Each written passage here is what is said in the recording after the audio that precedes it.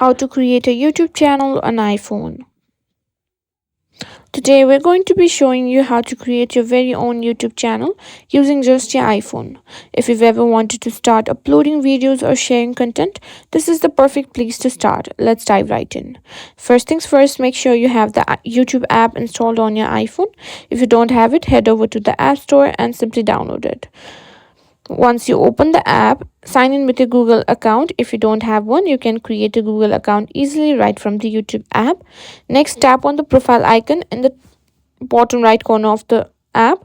This is where you manage your account and settings. If you signed in, you'll see your name and email address. If not, it will ask you to sign in with your Google account. Now that you're signed in, tap on the view channel or your channel.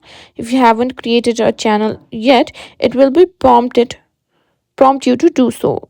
Here YouTube will ask you to create a channel. Simply click on create, and you can either use your Google account name or customize it with a unique name for your channel. You can always change it later if you want, and this will be the name that everyone will see when you simply put something out. To make your channel look more professional, you want to edit and add a profile picture, add a cover photo.